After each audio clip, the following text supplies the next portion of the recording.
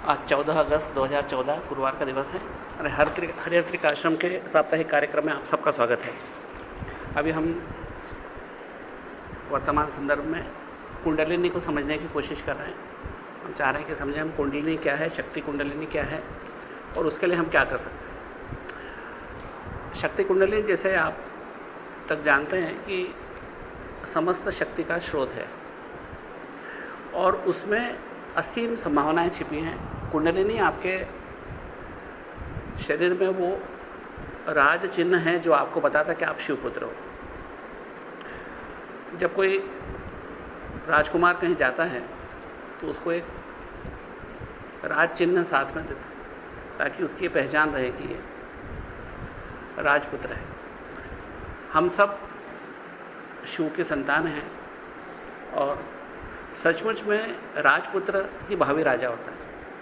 ऐसे ही आप सब में एक पोटेंशियल छिपा है शिव स्वरूपता को प्राप्त करने का। उसमें एक पूर्ण संभावना छिपी है कि पूर्ण शिवता को प्राप्त करें, शिवत्व को प्राप्त करें। अब इसको हम कौन प्राप्त कर सकता है, इसके लिए हम सब अधिकारी हैं। इसमें कोई छोटा बड़ा ऊंचा नीचा कोई भी नहीं है। थोड़े बहुत आगे पीछे हैं, कोई अधिक करीब है, कोई कुछ दूर है, कोई अधिक दूर है, लेकिन ये सबका जन्म सिद्ध अधिकार है कि वो शिवत्व का तो प्राप्त करें।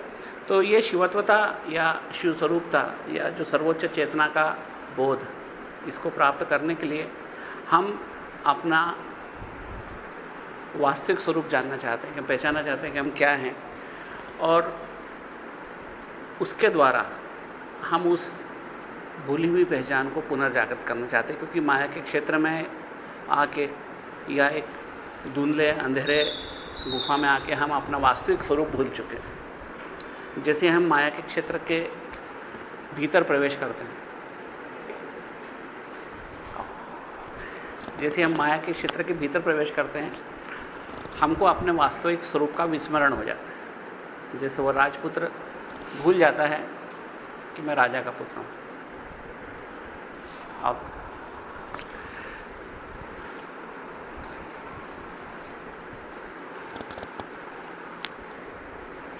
तो राजपुत्र भटक जाता है, लेकिन भटकने के बाद भी उसके साथ एक राज चिन्ह साथ चलता है जो उसको सदा ये बताता रहता है कि तुम राजा के पुत्र हो। ऐसे ही हमारे साथ कुंडलिनी नामक एक राज चिन्ह हमारे साथ चलता है जो हमें सदा इस बात का एहसास दिलाता है कि तुम शिवपुत्र हो और तुम ही भावी शासक हो। तुम अपनी शासकता को भूल गए हो, तुम अपने राजपुत्रत्व को भूल गए हो और हम उसका स्मरण कराने के लिए हम अपनी स्मृति को खंगालते हैं। यही कुंडलिनी जागरण है। कुंडलिनी सचमुच में ब्रह्मांड की पूरी शक्ति है। इसमें सब कुछ छिपा है। अच्छे बुरे से लेकर जो कुछ भी क्रिएशन है, जितना संसार है, वो सब कुछ छिपा है। कुंडलिनी की पहचान करने के लिए तंत्रालोक में एक बड़ी अच्छी बात लिखी। तंत्रालोक कहते हैं कि ये 17वीं कला है। हमको ऐसा लगता है कि इसे 17वीं कला कहने का क्या मतलब है। कला का मतलब होता है चरण, स्टेप्स। जैसे हम चंद्रमा को देखते हैं तो हम जानते हैं कि 15 बार चंद्रमा अपना स्वरूप बदलता है। एक बार वो पूर्ण चंद्र से छोटा होता है, छोटा होता है, छोटा छोटा होते होते इतना महीन हो जाता है कि एक सोने के तार की तरह दिखाई देता है। उसके बाद में 16वें बार वो लुप्त हो जाता है। तो ये 16वीं कला होती है जहां पर कि वो स्वरूप से नहीं दिखाई देता है, लेकिन फिर भी वो उपस्थित, इसको आमा कला बोलते हैं। ये 16वीं कला है जब वो सत्य में है, पूर्ण स्वरूप में है, उसका अस्तित्व कहीं नहीं गया है, लेकिन वो आंखों से दिखाई नहीं देता, किसी भी इंद्रिय गोचर नहीं है। ये 16 कलाएं हैं। 16वीं कला वो है जो अब और घटने की कोई गुंजाइश नहीं है, कि वो जितना घटना थी पूरी घट चुकी। लेकिन 17वीं कला वो है जो चंद्रमा की 16 कलाओं से ऊपर है। ये 16 ही कलाएं उसी से जन्म लेती हैं। चंद्रमा का अस्तित्व भी उससे जन्म लेता है। अमा कला भी उसी से जन्म लेती है। यानी फुल मून से न्यू मून तक की जो यात्रा है, या न्यू मून से फुल मून तक की जो यात्रा है, उससे अलग हटके इन सब से ऊपर, इन सबको अपने में समेटने वाली, उसका नाम है 17वीं कला, और उसी का नाम है कुंडलिनी। यह प्रतीक है। 16 कलाएं प्रतीक स्वरूप।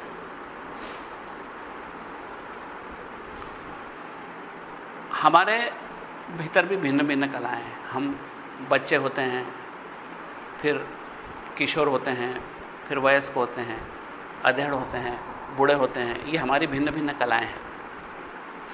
तो भिन्न भिन्न कलाओं के बीच हमारा अपना अस्तित्व निरंतर बना रहता है। हम बच्चे थे तब भी वही थे, किशोर हुए जब भी वही थे, दर्शक वही था, हमारा अपने शरीर को देखने वाले हम वही थे, जवान हुए तब भी हम वही थे, बूढ़े हुए तब भी हम वही रहेंगे। इस तरह इन सबको देखने वाला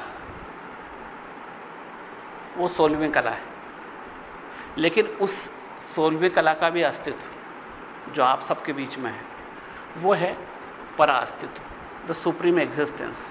उसी का नाम है कुंडलिनी, जो आपके पास राजपत्र की तरह सुरक्षित है, राजा के खजाने की तरह सुरक्षित है, जो आपके पास है, जो आपको पहचान दिलाती है कि आप शिवपुत्र हो, आप और कोई एरे गहरे नहीं हो। आपकी अपनी जो सर्वोत्तम निधि है वो आपके भीतर है। तो चंद्रमा की 16 कलाओं से इसका नाम लिया है, इसलिए इसको बोलते हैं 17वीं कला। और तंत्रालोक का वक्तव्य है कि 17वीं कला अमृत से भरी है। यानी 17वीं कला को जो समझ लेता है वो जीवन मृत्यु के चक्र से मुक्त हो जाता है। 17वीं कला अमृत से भरी है। जब हम कुंडलिनी को जगाने की कोशिश करते हैं, कुंडलिनी को आप चिल्ला के नहीं जगा सकते, उसको हिला के जगा नहीं सकते। उसको जगाने के लिए मात्र नाद होता है। और नाद क्या होता है? सुप्रीम कॉन्शियसनेस, उच्च जागरूकता। हम जागरूकता से कुंडलिनी को जगा सकते हैं।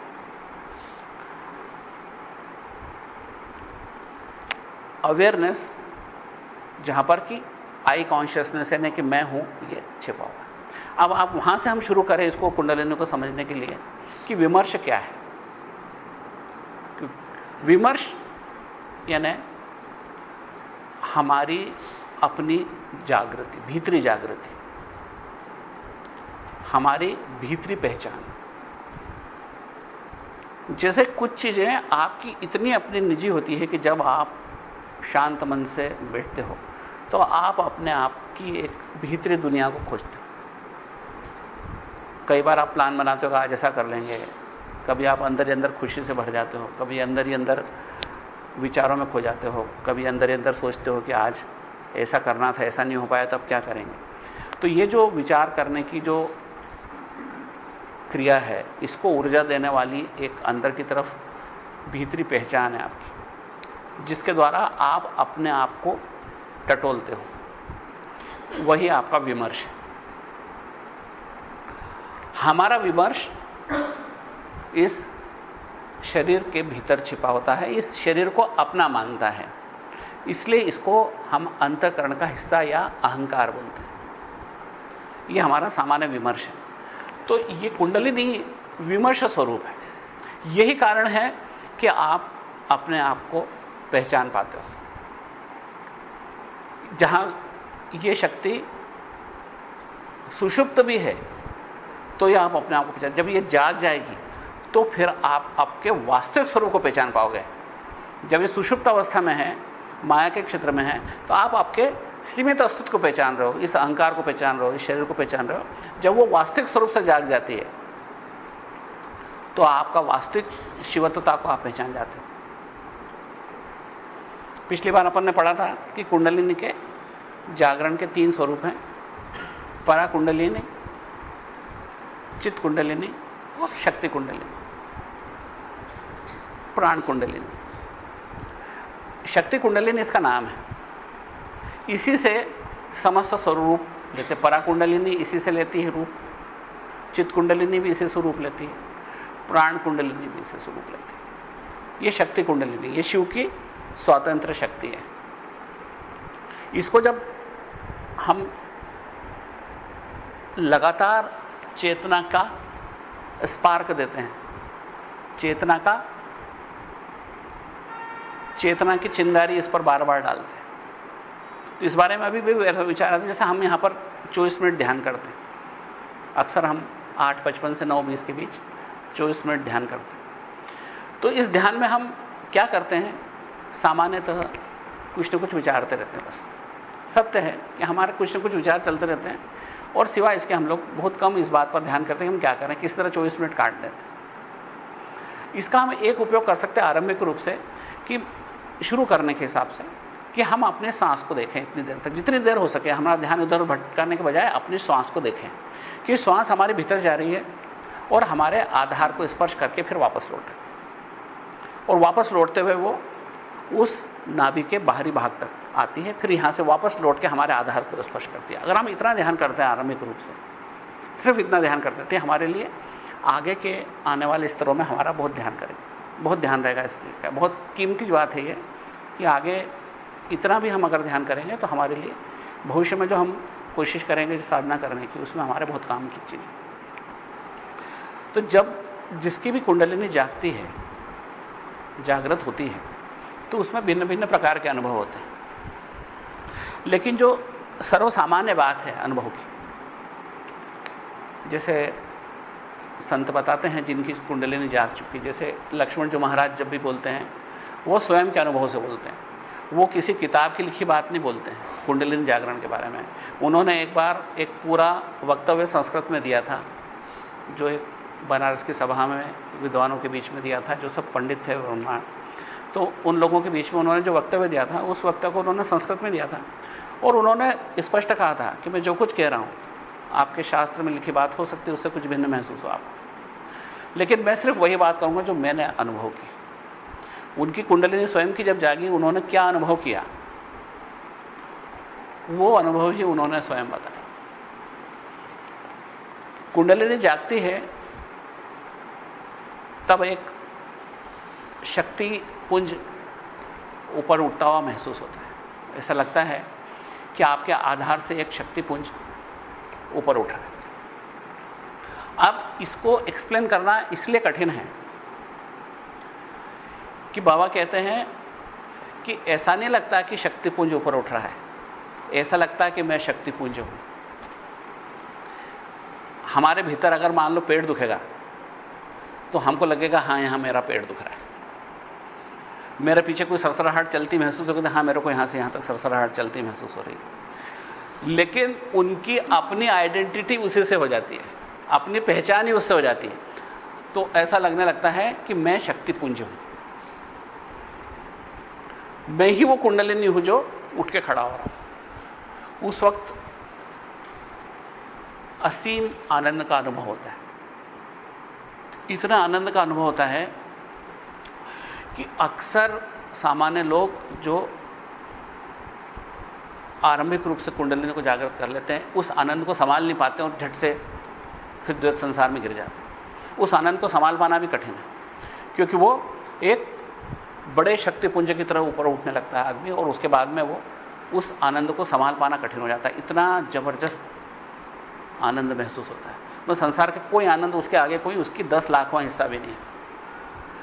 अब वो जब आनंद को संभाल लेता है गुरु कृपा से, तो वो आनंद ऊपर उठते उठते उठते उसके पूरे शरीर में भर जाता है और उसके सहस्रार्ध से बाहर निसृत होने लगता है, और उसके बाद उसको समझ में आने लगता है कि मैं पूरा ब्रह्मांड हूं, पूरा ब्रह्मांड मैं ही हूं। महाराज कहते हैं कि यह बात हम निश्चित रूप से इसी जीवन में कर सकते हैं, या हमको कुछ जीवन लग सकते हैं, कई जीवन लग सकते हैं, एक ही दिन में हो सकता है, या आपकी प्रतिबद्धता पे, कमिटमेंट पे डिपेंड करता है। सामान्यतः हम प्रॉपरली कमिटेड नहीं होते हैं ना, हमको हमारी प्रतिबद्धता स्थिर नहीं होती। हम सोचते हैं ये काम सब फुर्सत मिलेगी तो कर लेंगे, जब सब काम में निपटा दें, फुर्सत होगी तो उस दिन ये कर लेंगे। सामान्य बात हमारी कि अध्यात्म को हम अपने प्राथमिकता की लिस्ट में सबसे आखिरी में रखें कि आज सब कुछ नहीं है काम, तो चलो आध्यात्मिकता के माहौल में घूमे आते हैं। आज ये काम है, आज वो काम है, आज वो काम है। हमारी कभी ऐसी प्राथमिकता होती नहीं कि ये काम सबसे पहले, अगर इससे बच गया टाइम तो फिर सारी दुनिया है।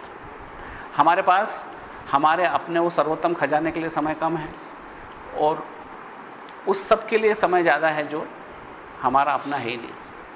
खैर, तो हम जो बाबा कहते हैं कि जब हम उसको पूर्ण प्रतिबद्धता से जागृत करने की कोशिश करते हैं तो इसी जीवन में संभव है कि हम उसको जागृत कर सकें। जागरण का अनुभव ऐसा होता है कि सर्वप्रथम हमको सभी ओर से आने वाला प्रकाश दिखाई देता है कि चारों ओर से प्रकाश ही प्रकाश आ रहा है, ऐसा ही दिखाई देने लगता है। उसके बाद में दिव्य आवाजें सुनाई देने लगती हैं। उसके बाद में हमको 3 पुंज दिखाई देने लगते हैं। 3 एक बिंदु से निकलने वाले 3 प्रकाश पुंज दिखाई देने लगते हैं। वो 3 प्रकाश पुंज होते हैं, एक प्रमेयता का, एक प्रमात्रता का और एक प्रमाण का।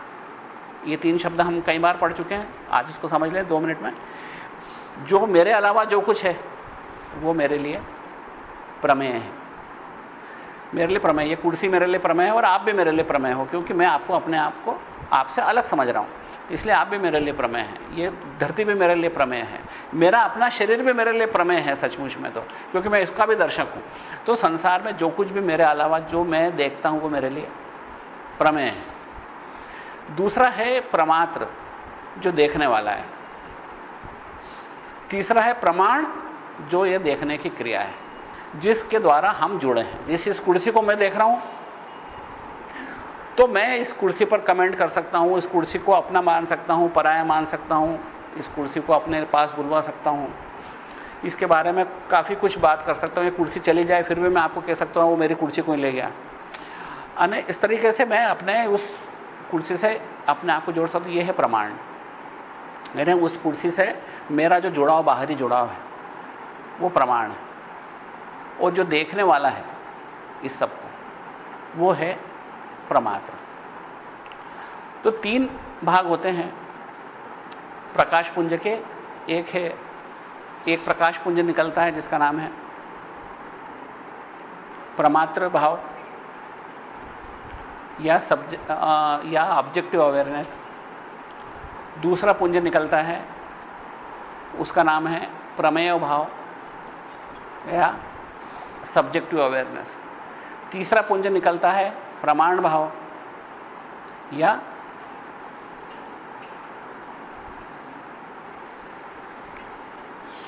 कॉग्निटिव अवेयरनेस, जिसको हम प्रमाण भाव बोलते हैं।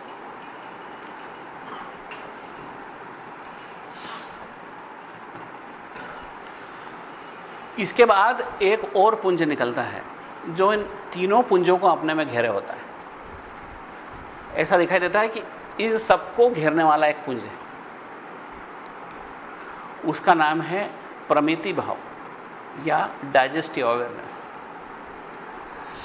डाइजेस्टिव अवेयरनेस का मतलब होता है इन तीनों को एक कर देने वाला, इन तीनों की भिन्नता दूर कर देने वाला एक प्रकाश पुंज निकलता है। यह प्रकाश पुंज अवेयरनेस है। यह प्रकाश पुंज ये बताता है कि तीनों भी एक ही मिट्टी के बने हैं। प्रमाण, प्रमेय और प्रमात्र तीनों एक ही चीज से बने हैं। इन तीनों के एक कर देने वाले प्रकाश पुंज, उसको बोलते हैं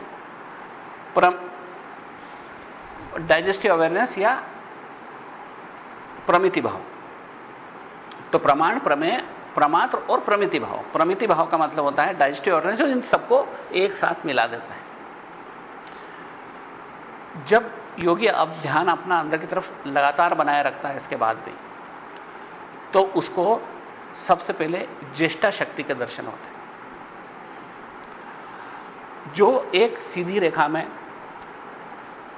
प्रकाश पुंज उठा हुआ दिखाई देता है। वो ज्येष्ठा शक्ति में एक हिस्सा प्रमात्र भाव का होता है, एक हिस्सा ऑब्जेक्टिव अवेयरनेस का होता है, यानी प्रमेयता का होता है। एक प्रमात्रता का होता है, एक प्रमेयता का हिस्सा होता है, और दोनों के बीच में शक्ति का प्रवाह शुरू हो जाता है और योगी आनंद के अतिरेक से भर जाता है, क्योंकि उसको पूरा ब्रह्मांड अपना सा दिखाई देने लगता है। इसको बोलते हैं कि सर्वोत्तम वीर की कृति हो जाती है, वहां पे सर्जन हो जाता है, जब आपका पुरुषार्थ पूर्ण हो जाता है आपको। और इस स्थिति को जो ज्येष्ठा शक्ति होती है, एक सीधी रेखा में जब शक्ति बहने लगती है, इसको रेखिनी शक्ति बोलते हैं। इसके बाद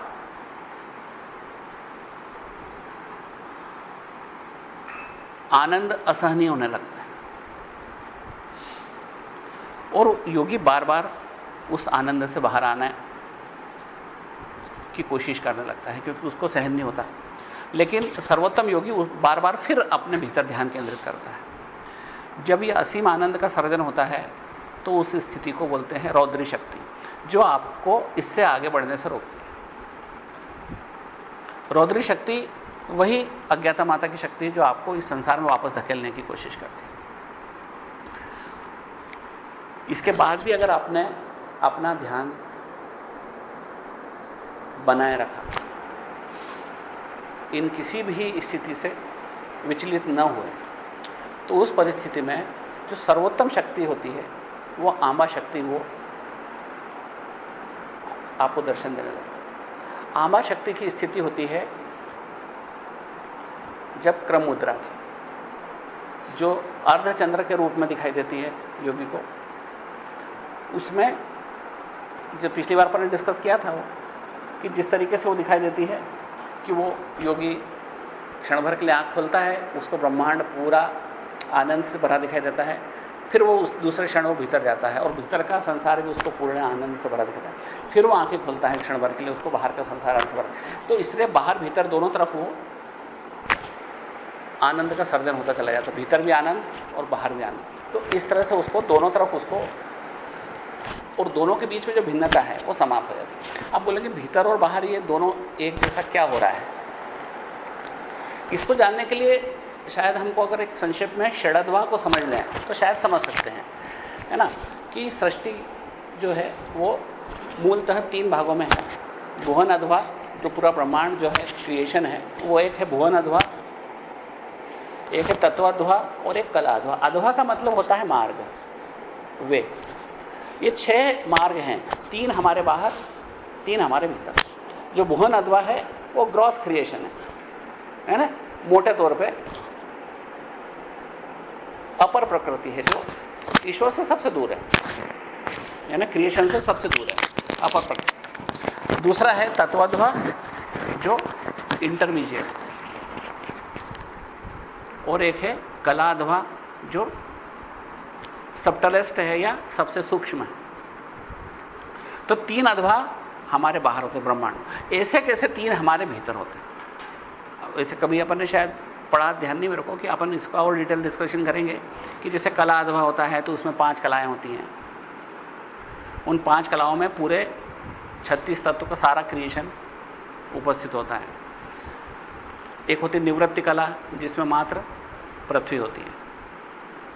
उसके बाद में होती है प्रतिष्ठा कला।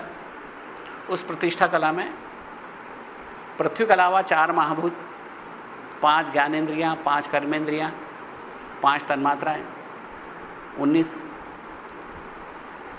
मन बुद्धि अहंकार, 22 और प्रकृति, ये 23 तत्व उसमें होते हैं। उसके बाद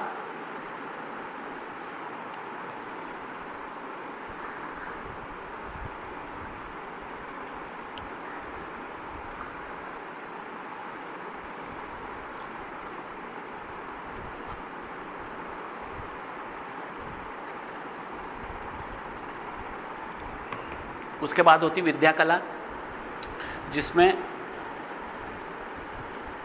पुरुष, माया, कला, विद्या, राग, कल, नियति, ये सूक्ष्मतम 7 भाग होते हैं। उसके बाद होती शांता कला, जिसके अंदर शुद्ध विद्या, ईश्वर, सदाशिव और शक्ति होती है। और उसके बाद में कहते शांता तीता कला, जहां पर मात्र शिव स्वरूपता होती है और कुछ नहीं होता। इस तरीके से यह कला अधवा होता है। तो पृथ्वी से लेके शिव तक इन भिन्न कलाओं में स्थित होते हैं। एक तत्वाध्वा होता है और एक मोटे तौर पर भुवनाध्वा होता है। भुवनाध्वा है ना पूरे 118 क्रिएशन। सब योगों को ध्यान में जो मालूम पड़े हैं कि 118 तरह की यूनिवर्स बनी हुई है एक ही समय में। जैसे आज हमको जो दिखाई देते हैं आकाशगंगाएं, पूरा ब्रह्मांड दिखाई देता है, वो एक भुवन है। 118 भुवन है ऐसे। चूंकि कोई गिन नहीं सकता, कोई इसके बाहर जाके देख नहीं सकता, लेकिन योगी के ध्यान में चूंकि जिसकी कुंडली जागृत हो वो पूरे ब्रह्मांड का स्वामी हो जाता है। वो जानता है कि मैंने क्या निर्मित किया है और कहां निर्मित किया और कितने हैं। तो इसलिए उसके लिए कुछ भी जानना असंभव नहीं है। तो ये 6 अधवाएं हैं बाहर, 3 अधवाएं बाहर, 3 भीतर। ये पूरा क्रिएशन है, पूरी सृष्टि है मोटे तौर पर अगर हम इसको देखें तो। उन भीतरी क्रिएशन और बाहरी क्रिएशन दोनों के बीच में एक जोड़ है जो सामान्य जिंदगी में मात्रका से जुड़ा होता है। मात्रक के द्वारा बाहर की चीज भीतर से जुड़ी होती है। कुर्सी बोलते हैं, आंख बीच के भी कुर्सी बोलते हैं, कुर्सी का चित्र दिमाग में आ जाता है। तो ये जो 3 बाहर के क्रिएशन है, ग्रॉस क्रिएशंस, और अंदर की तरफ जो हमारे सबटलर क्रिएशंस है, फाइन क्रिएशंस, इन सब के बीच में एक जोड़ बन जाता है और वो 6 अधवा हमारे को अपने स्वरूप की तरह दिखाई देने लगते हैं। और उसी का नाम है क्रम मुद्रा। ये सर्वोत्तम स्थिति है क्रम मुद्रा की। जो क्रम मुद्रा तक नहीं हो पाता सहस्रार तक, उसको भ्रूमध्य से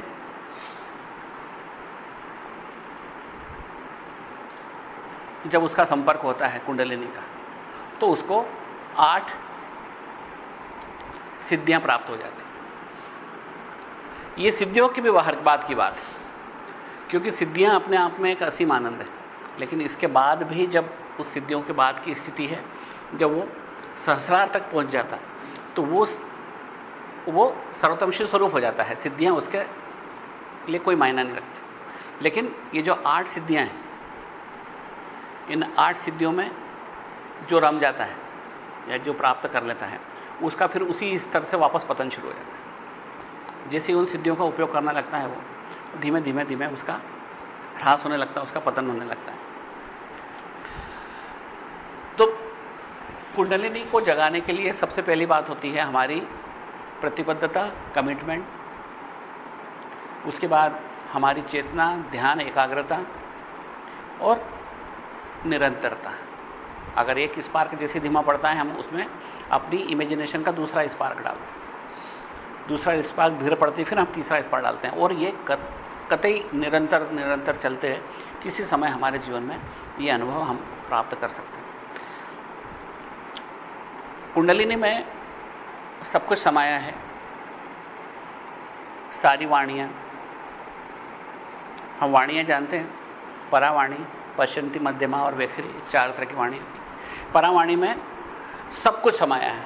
ब्रह्मांड में जितने शब्द बोले गए हैं, बोले जा रहे हैं और बोले जाएंगे, जो कुछ काव्य या गद्य लिखा गया है या लिखा जा चुका है या लिखा जाएगा, वो सब कुछ परावाणी में समाया हुआ है ना। परावाणी एक वो स्रोत है जहां से वाणी अपना जन्म लेती है, आज भी और समय से परे कभी भी, वो परावाणी है। और परावाणी वास्तव में कुंडलिनी है और कुंडलिनी वास्तव में शिव की शक्ति है। इनमें कोई भेद नहीं है। परावाणी यानी कुंडलिनी, कुंडलिनी यानी शिव की सर्वोच्च शक्ति, शिव की सर्वशक्ति यानी पूर्ण स्वातंत्र्य शक्ति। दूसरी होती है पश्चंती वाणी, जो हमारे भीतर हमारी अंतर चेतना के रूप में होती है, जिसको हम कहते हैं प्रयत्न साधक। कुछ भी चीज को हम उठाना चाहते हैं और हम सोचते हैं कि ये उठाने की क्रिया कहां से शुरू हुई, तो हम सोचते जाते हैं, तो ढूंढते ढूंढते हमारे भीतर वो स्रोत मिलता है हमको। उसी स्रोत पर हम ध्यान केंद्रित करते हैं। ये हमारी अपनी व्यक्तिगत चेतना है, यही परावाणी है, ये पश्चंती वाणी है। पश्चंती वाणी वो होती है जब हम इस चीज को उठाना है, तो बस इसको उठाने के लिए जो प्रेरणा जहां से मिलती है, हमारे मन से नहीं। मन को तो प्रेरणा मिलती है प्राण से, और प्राण को मिलती है हमारी चेतना से। हम चेतना की बात कर रहे हैं, क्योंकि प्राण अपने आप में निष्प्राण है। प्राण अपने आप में प्राणित होता है जब वो चेतना से जुड़ता है। तभी वो प्राण बनता है।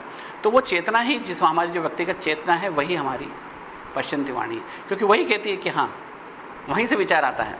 और आप कितने मजेदार तरीके से ये बात समझ में आती है कि इस कप को मेरे को उठाना है। मेरे को हिंदी नहीं आती, अंग्रेजी आती है, अंग्रेजी नहीं आती, रशियन आती है, कोई भी भाषा आती हो, वो अंदर से चेतना बिना भाषा के आती है। अभी अगर हम इस कप को उठाते हैं तो एक चेतना से एक संदेश आया कि इसको उठा लो, और उसका वास्तविक स्वरूप इस कप को उठाने के रूप में हो गया। लेकिन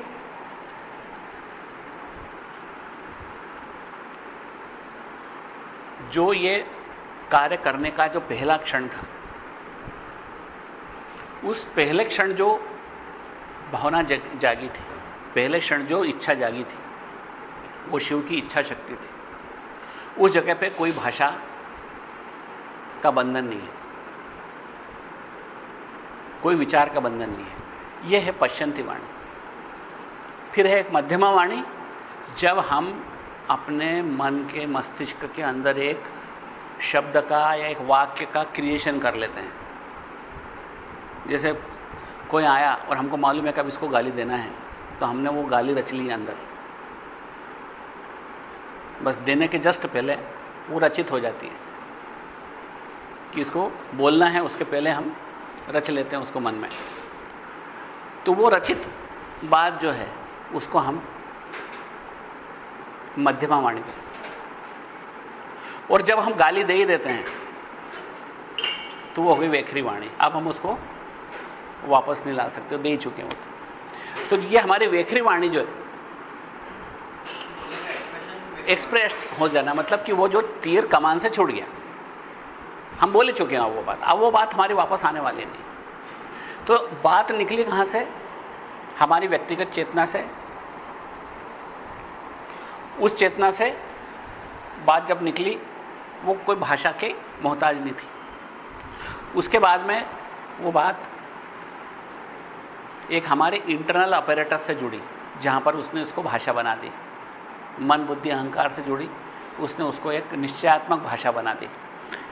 उस भाषा से एक वाक्य का सेंटेंस, ये आपकी भाषा का गुलाम है। हिंदी में रचोगे, अंग्रेजी में बोले, डिपेंड करता है कि आपकी मातृभाषा क्या है या आप किस भाषा में बोलना चाहते हैं। यह मध्यमा वाणी है। और वेखरी वाणी, उसकी कोई अंत नहीं। इतनी तरह की हर बार नई भाषा बोली जाती है, हर बार नए शब्द बोले जाते हैं, हर बार नई कहानी लिखी जाती है, हर बार नई कविता, नई गाने लिखे जाते हैं, और रोज नई नई बातें कही जाती है, रोज नई नई बातें सुनी जाती है। ये सब कुछ वेखरी वाणी है। तो वेखरी वाणी असीम है, सूर्य एक है, किरणें गिनी नहीं जा सकती कितनी है। सूर्य वो है जहां से प्रकाश शुरू होता है, लेकिन किरणें अनंत हैं जिनको गिनती संभव नहीं है। ऐसे ही परावाणी में एक है परावाणी, और शब्द उसके असीम है। तो ये परावाणी है, जहां पर कि समस्त ब्रह्मांड इसी पर आधारित है, सारा ब्रह्मांड इस पर झुका हुआ है। जो हम प्रतीक रूप से शेष नाग पर ब्रह्मांड टिका है, ये वही नाग है। नाम देने को हम उसमें शेष नाग बोलते हैं। ये हम पौराणिक संदर्भों में हर चीज को एक स्वरूप या देवता या देवी या किसी चीज का नाम दे देते हैं कि शेषनाग पर ब्रह्मांड टिका। सचमुच में इस कुंडलिनी के ऊपर पूरा ब्रह्मांड टिका है। यहीं से वो शक्ति लेता है, बढ़ने की शक्ति या नष्ट होने की शक्ति। परा कुंडलिनी, जैसे पिछली बार अपन पढ़ा था, उसका अनुभव योगी को सिर्फ मरने के समय होता है, परा कुंडलिनी का। लेकिन परा कुंडलिनी पूरे ब्रह्मांड को विकास देती है, बनाती है, और वो अपने आप में समेट लेती है। ये एक सिंपल ऑसिलेटरी मूवमेंट की तरह होता है कि बाहर गया, ब्रह्मांड ने अपना रूप लिया और धीरे धीरे बाहर जाते जाते विस्तार उसका धीमा पड़ते पड़ते रुक जाता है। उसके बाद में तेजी से सिकुड़ना चलता है, और जैसे जैसे करीब आता है उसके सिकुड़ने की गति बढ़ती चली जाती है, और एक अनंत गति से वो अपने आप में फिर सिमट जाता है। इस तरीके से एक ऑसिलेटरी मूवमेंट होता है, स्पंदन होता है, और उस स्पंदन के द्वारा इसी को हम शिव का नृत्य बोलते हैं। नटराज का नृत्य बोलते हैं। इसलिए शिव को हम नटराज बोलते हैं, क्योंकि वो इस नृत्य में शामिल है। मात्र कुछ खरब बरस लगते हैं एक स्टेप को आगे बढ़ने में, उसके लिए मात्र वो क्षण है। हमको लगता है कुछ खरब बरस की धरती है, इतने खरब बरस पहले वो चंद्रमा पैदा हुआ, इतने अरब बरस पहले सूर्य पैदा हुआ, उसके बाद में धरती पैदा हुई, फिर हमको 5, 7, 8 करोड़ साल के हमको जीवाश्म मिल जाते हैं। फिर अभी अभी कह देते हैं कि हमको ये 150 साल पुरानी चीज़ हमारे हाथ में घर में रखी हुई है, और हम अभी कल परसों की भी बात करते हैं और आज की भी बात करते हैं। ये हमारा एक छोटा सा इतिहास है, लेकिन इस इतिहास की शिव की सृष्टि में एक तिनके के बराबर भी कीमत नहीं है, क्योंकि वो जब नृत्य करता है एक स्टेप से जब दूसरी स्टेप लेता है तो हमारे लिए कुछ खरब बरस बीत जाते हैं। जो एक सृष्टि होती है वो अपने विनाश को प्राप्त होती है, वो फिर सृष्टि होती है, फिर विनाश को प्राप्त होती है, और ये क्रम सृष्टि का चलता रहता है। एक साइंटिस्ट था फ्रिट्जोफ केपरा, जिसने किताब लिखी थी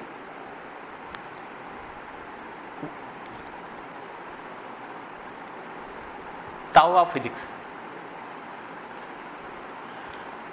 वो किताब काफी प्रसिद्ध हुई थी आज से करीब 30-40 साल पहले। उसने उसके ऊपर उसकी फ्रंट पेज पर नटराज का चित्र दिया था। पहला पेज के ऊपर पूरा नटराज बनाया था, और उन्होंने पूरा यूनिवर्सल डांस को एक्सप्लेन किया था। बहुत अच्छी किताब थी, मैंने पढ़ी थी, लेकिन कब काफी शायद 25-30 साल पहले पढ़ी।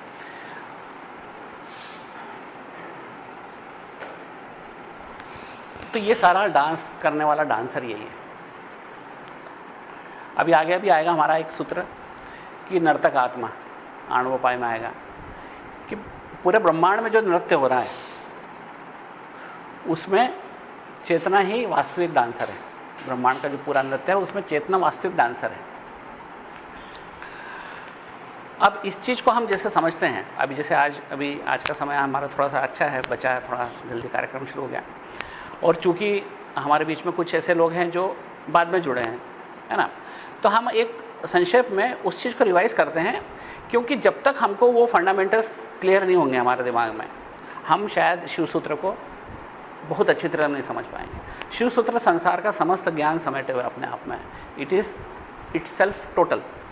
इसमें कहीं ऐसी चीज नहीं है जो अधूरी हो। सचमुच में शिव शास्त्र अपने आप में पूर्ण है, लेकिन इसको समझने के लिए 2-3-4 बातें जरूरी है। ब्रह्मांड जो कुछ है वो शिव है, शिव के सिवा कुछ भी नहीं है। एक फंडामेंटल कॉन्सेप्ट यह है कि शिव ने ब्रह्मांड बनाया अपने आप से, कुंडलिनी ने बनाया अपने आप से। इसने बाहर का कोई मटेरियल यूज नहीं किया कि शिव ने जब सोचा कि पृथ्वी को बनाया, अपन सूर्य चंद्रमा तारे बनाए, ये उसकी अपनी इमेजिनेशन थी कि हमको ये बनाना है। तो उसने बनाने के लिए कोई मटेरियल कॉज का यूज नहीं किया, उसने कोई पदार्थ का उपयोग नहीं किया, वरन अपने आप को इस रूप में ढाल दिया, क्योंकि उसके पास कोई ऑप्शन नहीं था।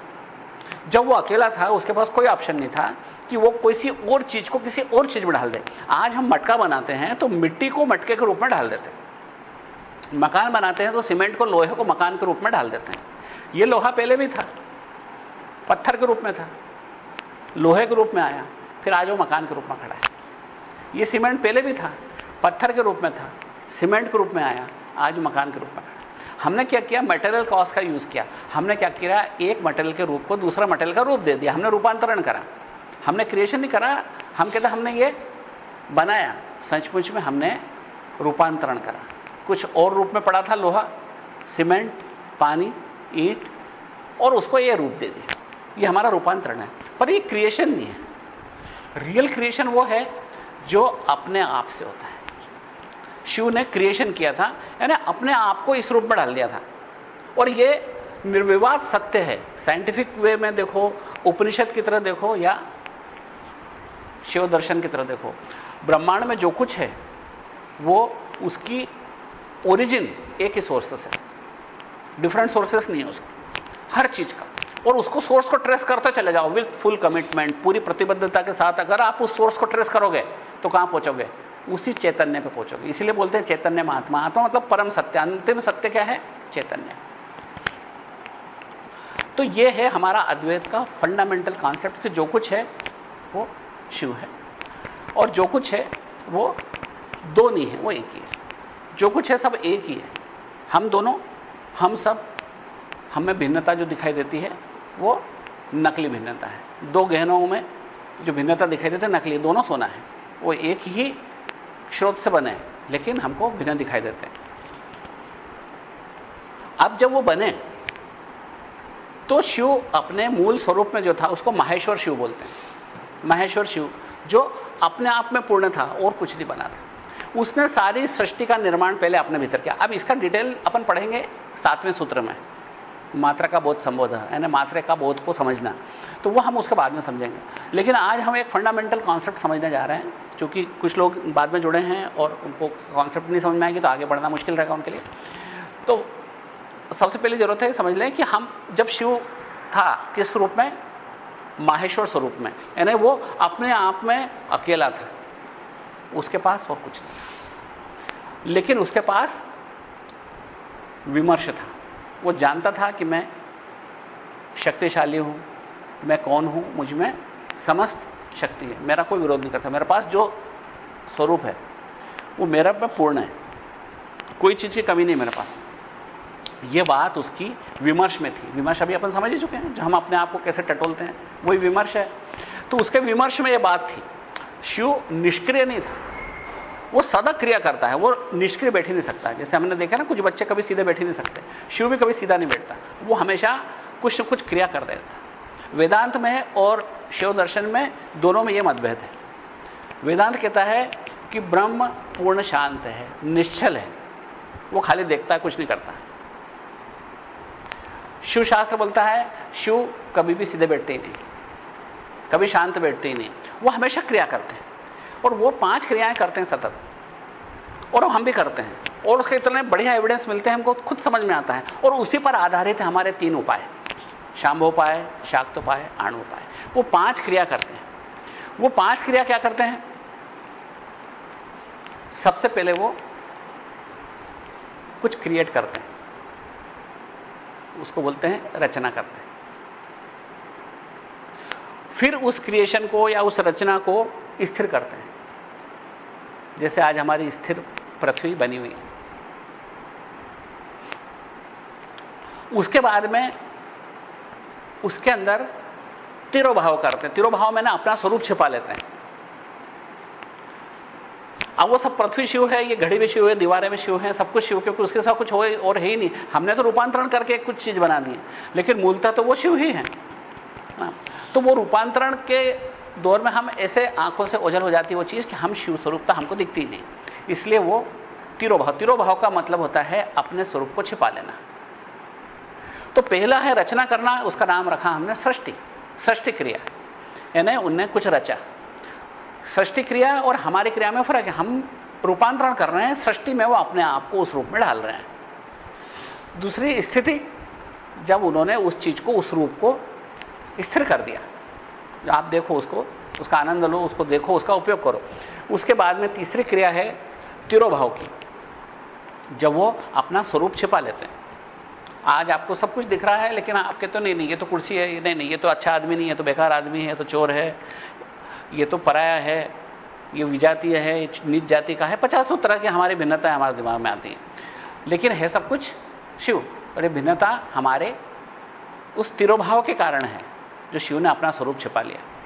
चौथी क्रिया है अनुग्रह की, जब वो अनुग्रह करते हैं आप पर, तो आपको शिव स्वरूपता दिखाई देने लगती। और शिवानुग्रह के बगैर हम ये बातें भी नहीं कर सकते हैं एक जगह बैठ के, ये भी शिवानुग्रह है। इस अनुग्रह के बगैर हम सचमुच में नहीं चाहें तो भी नहीं आ पाएंगे, कुछ ना कुछ विघ्न आ जाएगा, मन ही नहीं लगेगा, आ ही नहीं पाएंगे। लेकिन अगर मन लग रहा है या आ रहे हैं, ये शिवानुग्रह है। कोई बात अगर हम सुनना भी चाहते हैं वास्तविक परम सत्य की, तो ये शिवानुग्रह है। ये शिवानुग्रह है, ये चौथी क्रिया है, अनुग्रह चौथी क्रिया। और जब पूर्ण अनुग्रह होता है, पूर्ण शक्तिपात होता है, तो आपको आपकी कुंडलिनी सर्वोत्तम तरीके से जाग जाती है और आपको अपने शिव स्वरूपता का ज्ञान हो जाता है। वो सर्वोत्तम अनुग्रह, जिसको बोलते हैं शिव शक्तिपात, तीव्र शक्तिपात। इसके अलावा अंतिम क्रिया है उसकी एब्जॉर्प्शन की, संहार की। जो अपने से निकाला वो अपने आप में समेट ले, जो दुकान लगे वो दुकान अपने में समेट ले, है ना। अब नया खेल खेलेंगे, जैसे हम कहते हैं वो ड्रिल खेलते, पत्ते बांटते हैं, वो करते हैं, कहते हैं नहीं आप सब पत्ते वापस इकट्ठे करो फिर फेंटो, हम नए सिरे से खेलेंगे। है ना। इस तरीके से वो सारी दुकान समेट लेता है, तो कहता है इसको सब घेंच में एक साथ करो, सारे गहने उठाओ, सबको गलाओ, अब नए गहने बनाएंगे अपन। वो नए तरीके से हम दूसरा चांद बनाएंगे, दूसरा सूरज बनाएंगे, दूसरी पृथ्वी बनाएंगे, दूसरा आसमां बनाएंगे। इस तरह वो अपने सारी क्रिया को समेट लेता है और उसके बाद में फिर घेंच करके उसके फिर से अपने आप से वो नई सृष्टि का निर्माण करता है। इस तरीके से 5 क्रियाएं हुई। इन पंच कृत्यों को समझना जरूरी है। वो सिर्फ सृष्टि करता है, स्थिति करता है, संहार करता है, तिरोभाव करता है यानी अपने स्वरूप को छिपाता है, और अनुग्रह करता है जो अपने स्वरूप को उगाड़ देता है, अपना घूंघट हटा देता है, वो दिखा देता है कि देख कौन मैं हूं। तो इस तरह वो 5 क्रियाएं करता है, सृष्टि, स्थिति, संहार, तिरोभाव और अनुग्रह। इन 5 क्रियाओं को हम भी रोज करते हैं, प्रतिक्षण करते हैं, क्योंकि हम भी तो शिव संतान हैं।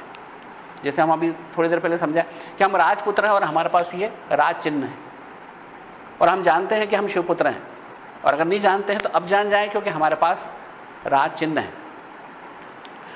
और हम भी चूंकि शिव की संतान हैं तो हमारा स्वभाव शिव से अलग हो ही नहीं सकता।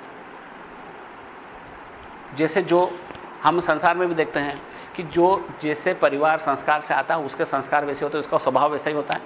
घर में सब लोग खूब लड़ाई करते हैं तो बाहर भी निकल के बच्चा भी खूब लड़ाई करने लगता है। ऐसे ही हम चूंकि शिव की संतान हैं तो हमारा स्वभाव शिव से अलग हो ही नहीं सकता। हम वो कार्य 5 कैसे नहीं करेंगे, हम भी वही रोज करते हैं, और वही कार्य करके हम उन्हीं कार्यों के बीच में उन्हीं कार्यों को करने की प्रणाली के रूप में हम इन 3 रूपों में, आप शाक्तोपाय, शांभवोपाय और आणोपाय के रूप में हम वास्तविक शिव स्वरूपता को पहचान सकते। तो ये क्या है? भिन्न भिन्न उपाय ये यहीं से निकलते हैं, पंचकृत्य से। पहला कृत्य है सृष्टि। हम जैसे ही कोई कार्य हाथ में लेते हैं या जिसको करने के बारे में सोचते हैं, वो उस कार्य की सृष्टि हो जाती है। जैसे मेरा ये चश्मा यहां रखा है और मेरा जैसे ही दिमाग में आया कि इस चश्मे को पहनना, ये एक चश्मे की सृष्टि हो गई। अभी आपको ये मजाक लग रही होगी कि ये कोई बात हुई क्या, चश्मा तो पहले से पड़ा हुआ था वहां पे। लेकिन सचमुच में आपको जब धीमे धीमे इसको समझेंगे इस बात को, तो आपका क्वांटम फिजिक्स बोलेगा कि नहीं आप ज्यादा सत्य बोल रहे हो। ये बात क्वांटम भौतिकी की मूर्खता नहीं है, वास्तव में प्रमाण सिद्ध है वो कि सृष्टि हुई तभी उसी क्षण जिस क्षण मैंने इस चश्मे को अपने पर पहनने के लिए उसको उठाया। जैसे ही इसको नाक पर रखा, इसकी स्थिति हो गई, ये स्थिर हो गया।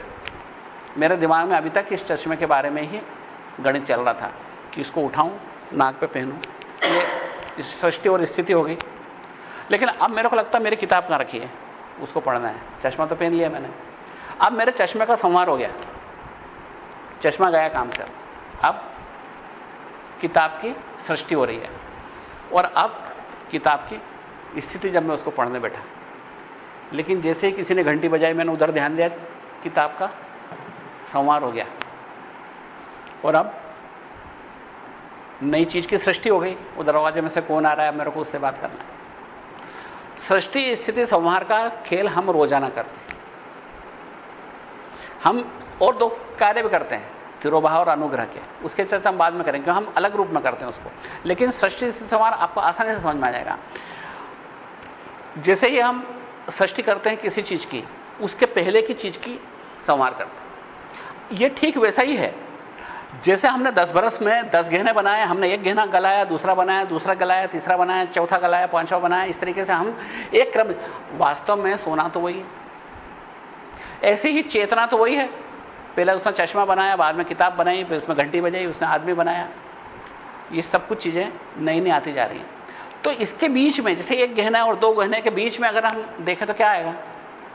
शुद्ध सोना, जिससे कुछ भी बनाया जा सकता है, क्योंकि वो ऐसी स्थिति में है, मूल स्वरूप में है। इसलिए 2 क्रियाओं के बीच में जब झांकते हैं हम, तो हमको जो कुछ दिखाई देता है वो वास्तव में शुद्ध चेतना है, जिस पर हम ध्यान केंद्रित करते हैं, और उसी का नाम शाक्तोपाय है। हम अपनी चेतना पर ध्यान केंद्रित करते हैं, जिसको केंद्रीकरण बोलते हैं।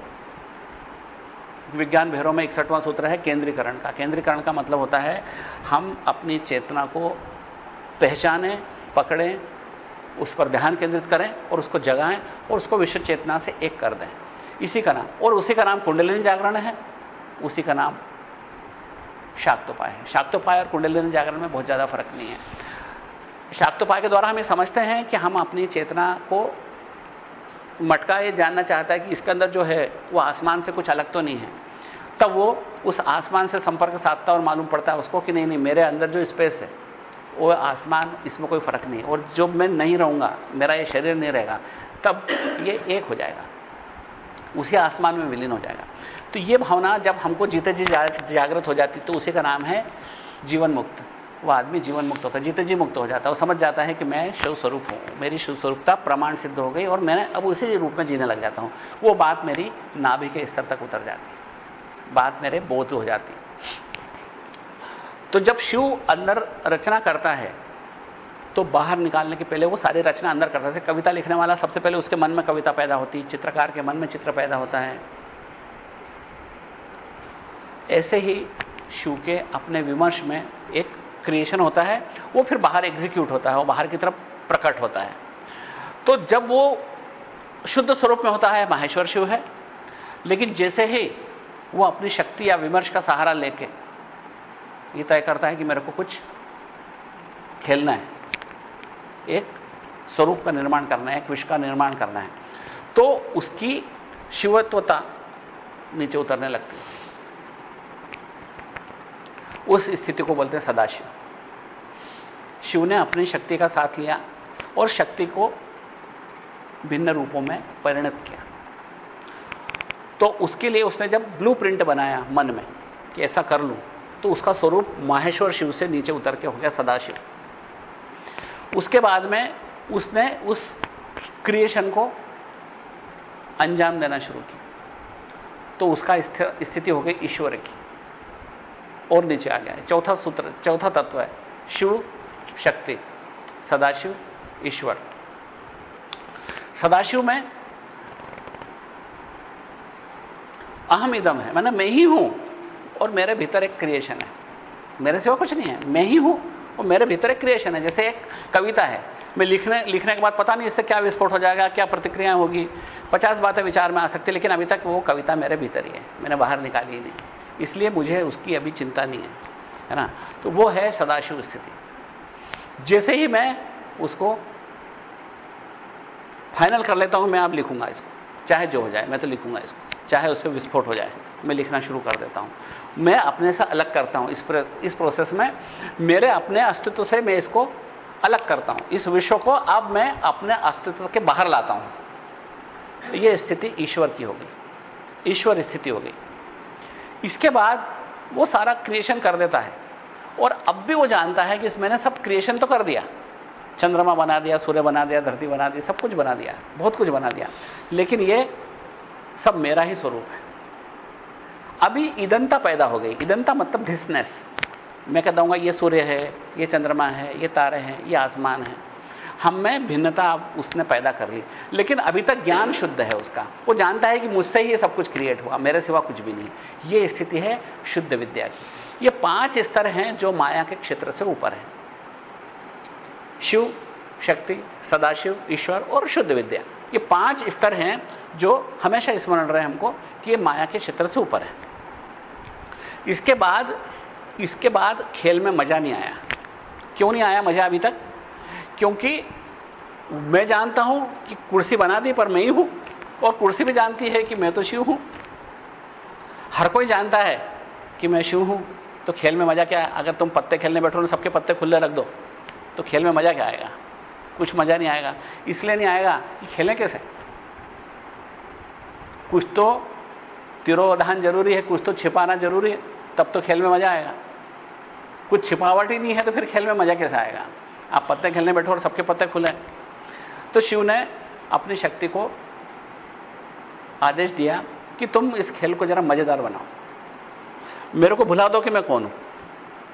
थोड़ी देर के लिए भुला दो कि मैं कौन हूं, थोड़ी देर मतलब कुछ अरब बरसों के लिए भुला दो कि मैं कौन हूं। तो उसी शक्ति ने, जो स्वतंत्र शक्ति, जिस शक्ति ने ये ब्रह्मांड बनाया था, उसी स्वतंत्र शक्ति ने अब माया शक्ति का रूप ले लिया। इसको हम अज्ञाता माता बोलते हैं। अज्ञाता माता ने बनाई माया शक्ति। माया शक्ति मतलब होता है पावर ऑफ इल्यूजन, यानी आपको भ्रम में डालने वाली शक्ति। शिव को भ्रम में डाल दिया। आपने देखा ना कि शिव के ऊपर राज करती है, पैर रख के खड़ी हो जाती है। शिव जी सोए हुए हैं और शक्ति उसके ऊपर पैर रख के खड़ी है, हाथ के ऊपर भाला लेके खड़ी है ना, और शिव जी आड़े पड़े हुए हैं। कई मंदिरों में देखा होगा अपन ने। वही स्थिति है कि जब उन्होंने शक्ति को आदेश दिया कि मुझे बंधक बना लो, मुझे भुला दो कि मैं कौन हूं और मेरे आंख के ऊपर पट्टी बांध दो, तब वो माया के रूप में विकराल रूप लिया उन्होंने। कभी देखा ना, जीवान बाहर निकली, हाथ में मुंडे रखे हुए हैं, गले में मालाएं हैं, खून पी रही है। सच में जो ब्रह्मांड संसार ऐसा ही है, ऐसा ही विकराल है। उसी विकरालता का रूप लेकर माया ने अपना साम्राज्य शुरू किया, और उस साम्राज्य के भीतर अब जो जीव पैदा किए, जो शिव के रूप में ही हैं, जब शिव ही हैं जितने बैठे हैं सब। लेकिन दिक्कत यह है कि आपके आंख पर 5 पट्टियां बांध दी गई हैं। वो पट्टियां कला, विद्या, राग, काल, नियति, ऐसे 5 नाम की 5 पट्टियां डाली आप।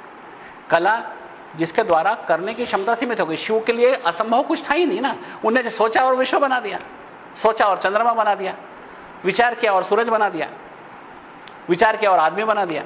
लेकिन आपके पास करने की क्षमता तो है, आप एक पत्थर फेंक सकते हो, लेकिन बहुत मुश्किल 10-20 मीटर फेंक दोगे, कितना फेंकोगे? करने की क्षमता तो है, लेकिन उसकी तुलना में बहुत थोड़ी सी। यानी एक सीमित कर्तृत्व, जो पूर्ण कर्तृत्व था, सर्व कर्तृत्व था, उसको एक सीमित कर्तृत्व में बदल दिया। यानी करने की क्षमता सीमित हो गई, बहुत सीमित हो गई। तो उसका नाम रखा कला। यह क्या है? कला क्या है? कंचुक, या अंग्रेजी में बोलते हैं factor of limitation, limiting factor, जो आपको करने की क्षमता को सीमित कर दिया। इसका नाम है कला। दूसरी विद्या, जिसके द्वारा आपकी जानने की क्षमता सीमित कर दी। शिव के लिए ना तो कोई भूतकाल था, ना कोई भविष्यकाल था, ना कोई अज्ञात था, सब कुछ ज्ञान का, क्योंकि वही तो था जो कुछ करने या ना करने वाला। इसलिए उसके लिए अज्ञात नाम की कोई चीज नहीं थी, ज्ञान उसका पूर्ण था। लेकिन हमारे पास ज्ञान सीमित है। हमको यह भी नहीं मालूम कि हमारे पीठ के पीछे कौन खड़ा है, कल क्या होगा, परसों क्या हुआ था, मेरे को कोई बताए तो ठीक ना, तो मेरे को क्या मालूम। यानी हमारा ज्ञान हर तरह से सीमाबद्ध है। ये इसका नाम है विद्या। यानी हमारी जो ज्ञान की शक्ति है वो सीमित है। एक राग, शिव आप्तकाम या पूर्ण था, अपने आप में किसी तरह का राग नहीं था, हो भी नहीं सकता। क्यों? कि राग का मतलब होता है मेरे को ये चाहिए, और उसको क्या चाहिए? वही है, उसको इससे ज्यादा क्या चाहिए? अब यहां पर एक क्रिएटिव जो पावर है ना, इसमें एक तंत्रलोक में एक और बड़ी अच्छी चीज लिखी आती है। कुंडलिनी का मतलब उन्होंने बताया स्वयं से स्वयं में स्वयं को बनाना, to create oneself by oneself in oneself, माने स्वयं से स्वयं में स्वयं को बनाना। उसी का नाम है रचना। ब्रह्मांड की जो रचना हुई ना, वो कुंडली ने स्वयं से स्वयं में स्वयं को बनाया, स्वयं से ही बनाया, और स्वयं में स्पेस भी उसी ने बनाई, और तभी उसी स्पेस में एक क्रिएशन रखी। अन्यथा क्रिएशन कहां रखता वो? इसलिए स्पेस भी उसने बनाई, उसके अंदर स्पेस के अंदर रखने वाली चीजें भी उसने बनाई, और वो स्वयं से ही बनाई। और कहां बनी? स्वयं में बनाई, क्योंकि स्पेस भी खुद ही था। तो कला, विद्या के द्वारा जानने की क्षमता सीमित हो गई, राग के द्वारा उसकी तृप्ति सीमित हो गई। हम जिंदगी भर ये चाहिए, वो चाहिए, चाहिए, वो चाहिए करते रहते हैं कि हमको सब कुछ चाहिए, क्योंकि हमारे पास सदा एक रागी दिल है, हमेशा ये चीज चाहिए, ये कमी हो गई। और जैसे ही हम कुछ, हमारा राग क्षण भर के लिए पूर्ण होता है, हमको फिर कुछ चाहिए, हमको फिर दूसरी डिमांड पैदा हो जाती है। तो इसलिए कला, विद्या, राग। तीसरा है काल। चौथा काल का मतलब होता है हम समय से बंधे हुए हैं। हम न तो भूतकाल में जा सकते हैं, न भविष्य काल में जा सकते हैं।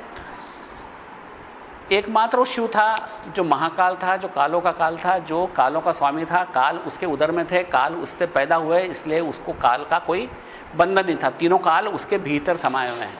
और ये बात साइंटिफिकली प्रूव्ड है कि जब स्पेस है ना, जिसको बोलते हैं इसमें पैदा हुआ है ना, स्पेस तो स्पेस नहीं था जब टाइम भी नहीं था, क्योंकि टाइम और स्पेस एक दूसरे के बिगड़ रह नहीं सकते। आइंस्टीन भी बता चुका है, क्वांटम फिजिक्स भी बता चुका है कि ये एक दूसरे के पूरक हैं। जब अगर स्पेस नहीं था तो टाइम भी नहीं था, जब अंतरिक्ष नहीं था तो समय भी नहीं था। समय वहीं से शुरू हुआ जब अंतरिक्ष शुरू हुआ। अंतरिक्ष चूंकि बना इसलिए समय भी बना। जब जिस क्षण अंतरिक्ष का आविर्भाव हुआ उसी क्षण समय का आविर्भाव हुआ, और वहीं से घड़ी शुरू। रिवर्स ट्रैक करके आप वहीं तक जा सकते हो, बस उसके बाद नहीं कह सकते इसके पहले क्या। क्योंकि तुमने कभी वो पढ़ेंगे आप याज्ञवल्क्य और मैत्रेय का संवाद, उसके पहले क्या, उसके पहले क्या, उसके पहले क्या, ये लड़की चुप रहे, इसके बाद तरह धड़ से सिर अलग हो जाएगा। इसके बाद आगे प्रश्न मत पूछना। क्यों? क्योंकि यह अति प्रश्न हो जाएगा। क्योंकि जहां शुरुआत है उसके बाद पूछे तो उसके पहले क्या? यह कोई बात हुई क्या? यह कोई प्रश्न है तुम्हारा? अति प्रश्न हो गया तुम्हारा। क्योंकि हर चीज का एक स्रोत है। अबे हम कहते हैं ये कहां से निकला, वो कहां से निकला, गंगा कहां से निकल के बनी है, हरिद्वार से आ रही है, हरिद्वार कहते हैं ऋषिकेश से आ रही है, ऋषिकेश कहां से, गंगोत्री से। अब बोले वहां कहां से आ रही है, तो बोले गर्दन पकड़ लेंगे अब तेरे यहां, अब ज्यादा चिल्लाया तो।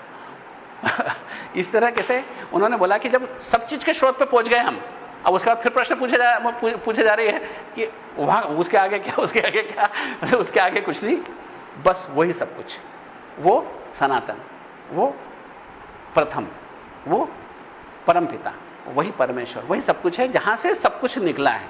उस स्रोत के ऊपर कोई प्रश्न मत लगाओ।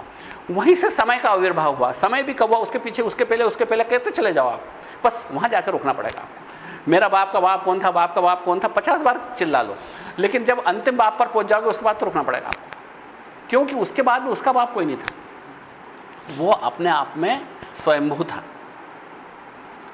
उसका बाप कोई नहीं था, वो अपने आप ही, एग्जिस्टेंस का नाम है शिव, अस्तित्व का नाम है, और अस्तित्व तो अपने आप था। तो इस तरह काल से वो बंधा इसलिए नहीं है क्योंकि वो स्पेस का क्रिएशन उसी ने किया, समय का क्रिएशन उसने। तो इसलिए कला, विद्या, राग, काल, नियति नाम के 5 कंचुक ही हैं जो शिव में और हम में भेद करते हैं।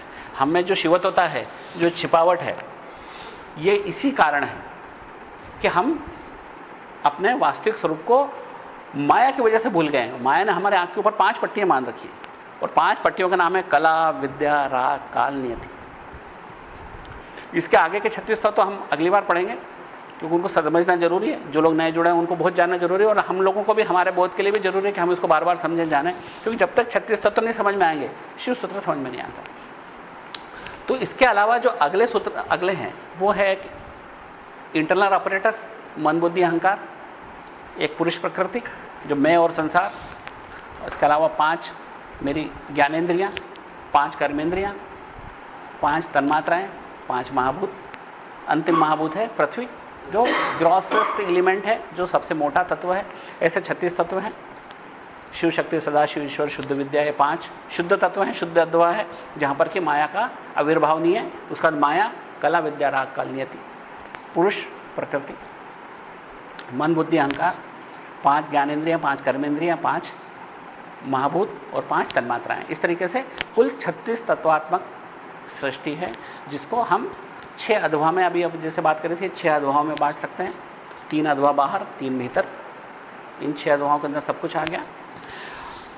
अंतिम बात जो समझ लें, उसके बाद आज की अपन सभा विसर्जित करते हैं, कि ये जो 3.5 वलय हैं इसके कुंडलिनी के, जो शिवशास्त्र बोलता है कि ये 3.5 वलय के अंदर ये कुंडलिनी आपके भीतर बैठी हुई है, आपके मूलाधार पर बैठी है कुंडलिनी। इन 3.5 वलयों को भी तंत्र शास्त्र ने नाम दिए हैं। पहला वलय है प्रमात्रता, प्रमेयता, प्रमाण, और अंतिम आधा वलय है प्रमिति। अब इसमें समझ लें कि बाहर जो है सबसे पहला वलय है प्रमेयता का। प्रमेयता का मतलब होता है कि ये शुद्ध रूप से चेतना है, लेकिन जो बाहर सब्जेक्टिव वर्ल्ड से ऑब्जेक्टिव वर्ल्ड से जुड़ गई, इसलिए उसमें अशुद्धि आ गई, उसमें थोड़ा सा अंश संसार का आ गया, जो क्रिएशन का आ गया। दूसरा प्रमेय का, तीसरा प्रमाण का वलय है, और चौथा है प्रमिति। प्रमिति शुद्ध वलय है, जब उसमें बाहर के किसी भी इफेक्ट को कुछ भी नहीं होता, कुछ भी नहीं बचता। जैसे कि प्रमात्र भाव को हम देखें, प्रमात्र को भी देखें तो प्रमात्र भी शुद्ध नहीं है। यहां पे क्यों नहीं है कि वो प्रमात्र अशुद्ध क्यों है? क्योंकि हम अपने आप को संसार के सापेक्ष पहचानते हैं। ये बात हम अगली बार अपन डिटेल में समझेंगे कि हमारी अपनी पहचान वास्तव में एब्सोल्यूट आइडेंटिटी नहीं है। एब्सोल्यूट आइडेंटिटी और रिलेटिव आइडेंटिटी को समझेंगे तब हमको कुंडलिनी और अच्छी तरह समझ में आएगी।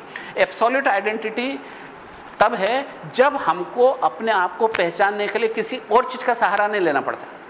अभी हमारी रिलेटिव आइडेंटिटी है, मैं कहता हूं मैं 55 बरस का हूं, मैं डॉक्टर हूं, मैं फलानी जगह रहता हूं, मैं ऐसा करता हूं, मैं वैसा करता हूं, मैं आज यहां बैठा हूं, मैं आपसे बड़ा हूं, मैं आपसे छोटा हूं। इस तरीके से मेरी आइडेंटिटी आप सब पर निर्भर करती है। मेरे परिवेश पर निर्भर करती है, मेरी एब्सोल्यूट आइडेंटिटी नहीं है। इसलिए प्रमेय भाव, प्रमात्र भाव, प्रमाण भाव, तीनों भाव दूषित हैं, लेकिन वो जो अंतिम आधा वलय है वो पूर्ण शुद्ध है, उसके अंदर कोई दोष नहीं है। वो मूल शक्ति का भी स्रोत है, उस कुंडलिनी का भी जड़ है, उस कुंडलिनी की जड़ है जहां से ये तीनों भाव जन्म लेते हैं। वहां पर कोई भी अशुद्धि नहीं है, क्योंकि प्रमेय, प्रमाण और प्रमात्र ये तीनों शुद्ध रूप में भी अशुद्ध हैं, क्योंकि हमारी आइडेंटिटी रिलेटिव आइडेंटिटी है, सापेक्षिक पहचान है हमारी। मैं अपने आप को शुद्ध स्वरूप में नहीं पहचानता। मैं अगर कहूं भी कि मैं तो चेतना स्वरूप हूं, तो भी मेरी चेतना को पहचानने के लिए मेरे को कहना पड़ेगा कि मैं ये शरीर में नहीं हूं, मन नहीं हूं, आत्मा नहीं हूं, बुद्धि नहीं हूं, फलाना नहीं हूं, ऐसा करके मेरे को उसको खोजना पड़ेगा, क्योंकि इन सबको पहचाने बगैर मैं उसको नहीं पहचान सकता। ये थोड़ी सी बारीक बात है कि हमको जब अपनी चेतना को भी पहचानना है तो सब बाहर का पहचानना पड़ेगा, तब हम उस चेतना को पहचान पाते हैं। ये हमारी रिलेटिव आइडेंटिटी है। सामान्य भाषा में समझ सकते हैं कि हम संसार में अपने आप को किसी कारण से पहचानते हैं कि मैं यहां हूं, मैं वहां नहीं हूं, मैं इससे बड़ा हूं, मैं इससे छोटा हूं, इसका भाई हूं, इसका पिता हूं, इसका पति हूं, इस तरीके से मैं पहचानता हूं। ये हमारी सापेक्षिक पहचान है, रिलेटिव आइडेंटिटी। एब्सोल्यूट आइडेंटिटी वो अंतिम आधा वलय है, जिसके अंदर हमारी वास्तविक पहचान छिपी हुई है कि हम वास्तव में रियल में क्या है, कहां है हमारा अस्तित्व। यह अंतिम अस्तित्व है, यह है डाइजेस्टिव अवेयरनेस, जो सबको मिला के शुद्ध कर देती है। वो जैसे हमने कहा था ना कि 3 प्रकाश पुंज निकलते हैं और एक उन सबको अपने में समाये होता है, डाइजेस्टिव अवेयरनेस। तो 3 प्रकाश पुंज 3 कुंडलियों से, 3 वलयों से निकलते हैं, उसके 3 सर्कल हैं, और जो अंतिम आधा सर्कल है अंत में, उससे वो डाइजेस्टिव अवेयरनेस निकलती है। उससे मालूम पड़ता है कि सब कुछ वो अपने में समा लेता है। इस तरीके से हम इसको और कोशिश करें समझने की। इसके अलावा जो हमारे आगे के तत्व हैं, प्रकृति क्या है, पुरुष क्या है, मन, बुद्धि, अहंकार क्या है, तन्मात्राएं क्या है, 5 महाभूत क्या है, और ज्ञानेंद्रिय और कर्मेंद्रियों का रहस्य क्या है। क्या कान ही कर्णेंद्रिय है, क्या नाक ही घ्राणेंद्रिय है, या वास्तव में इंद्रिय अलग है, नाक हमारा क्रिएशन अलग है, ये फिजिकल क्रिएशन है। इंद्रियों के भी 2 स्वरूप होते हैं, एक फिजिकल एस्पेक्ट और एक उसका होता है इंटरनल एस्पेक्ट, या उसका स्पिरिचुअल या रियल एस्पेक्ट। तो उन चीजों को हम अगली बार में पढ़ेंगे। तब तक के लिए आज का विश्राम।